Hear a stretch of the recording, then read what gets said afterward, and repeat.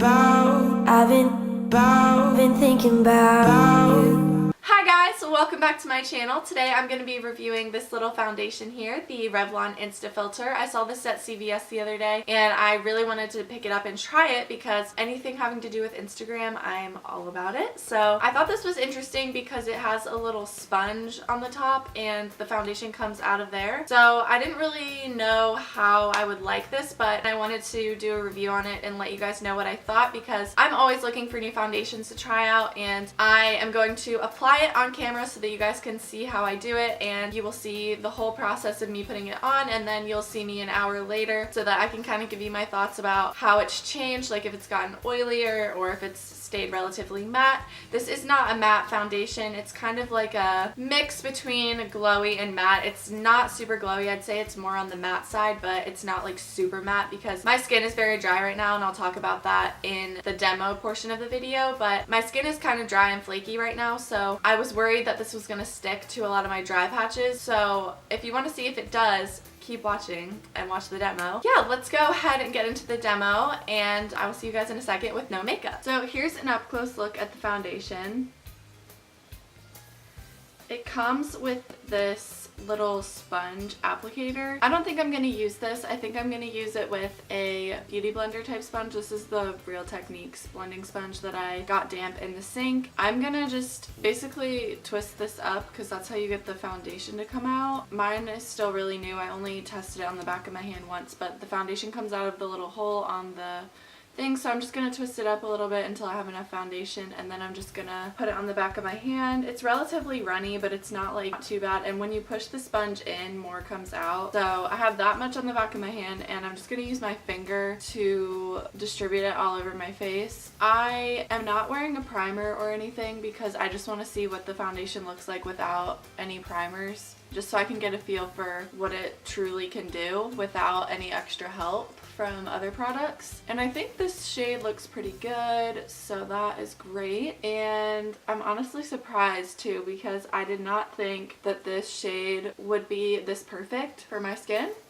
And also my skin is pretty dry right now because I just came back home from college because I'm on winter break, and it's very, very humid where I go to school in Alabama. It's in the south. So I am from Maryland and it is much drier and colder here, so my skin is kind of like adjusting to that. So I do have some flakiness around like this area of my face, so I'm gonna be looking for any dry patches that the foundation may cling to. And I just blended it all in, and I think it actually looks amazing. Like, wow, I'm looking at myself in the mirror and I'm just really, really impressed.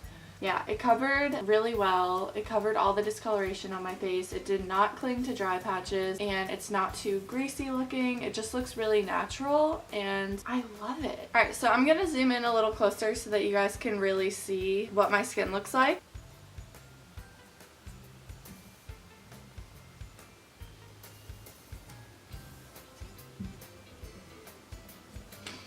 I'm gonna put on just a little bit of concealer where I have a breakout because you can see it a little bit through the foundation, but the foundation did a really good job covering it. And I'm also going to use some of this same concealer. It's from Cover FX, in case you were wondering. And I'm just going to apply it underneath my eyes to help with discoloration that I have, and just really just to help brighten them because I really don't have that much to cover, but I just still like to add concealer for that extra boost. Okay, so now to set my foundation in place, I'm just going to use a Tarte powder foundation that I use every day no matter what foundation I'm using because it just gives amazing coverage and it keeps my face really matte. So I'm just putting a little bit of that on over top just to add a slight bit more coverage and just to make sure that my face doesn't get too oily throughout the day because I don't really know how this foundation wears throughout the day. I don't know if it gets oily or if it stays pretty matte. And then I'm also just going to use a little bit of translucent powder on top of that. Yes, I do set a powder with a powder. I think it helps a lot because when I just use powder foundation, I find that I get oilier than I do if I put a translucent powder over my powder foundation. It's a little hack that I wanted to share with you guys. Now my skin is done and I'm gonna set it with a little bit of this. Actually, yeah, I'm gonna set it with some of this Urban Decay Chill Makeup Setting Spray.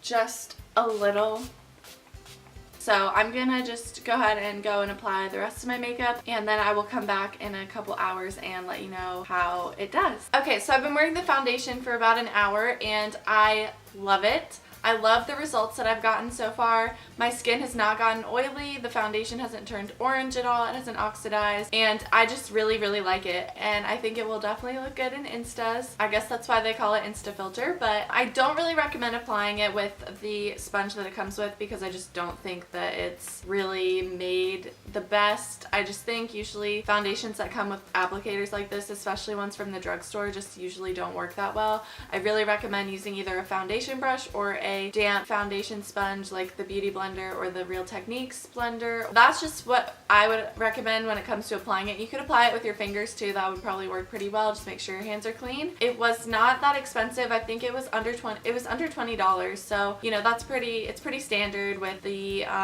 drugstore foundation prices. It falls within the same range as most other drugstore foundations, so yeah, definitely go for this. They have a great color range as well. I would probably rate it like an 8 out of 10 just because, you know, I can still tell a little bit that it is drugstore. There's just a difference. I don't really know why. Actually, I do know why. It's because they use more expensive ingredients and just it's higher quality products at Sephora and Ulta and stuff like that. Like you're paying $20 for a foundation, so obviously a $20 foundation is not going to be as good as a $50 foundation. But honestly, I think this is really great. I think the color is perfect for my skin. Usually I have an issue with the coloring of drugstore foundations, but this one is amazing and I'm definitely going to use the rest of this up for sure. Let me know what you think of it in the comments if you try it out, or if you have any other questions about the foundation, let me know in the comments, and I will see you all very soon in my next video.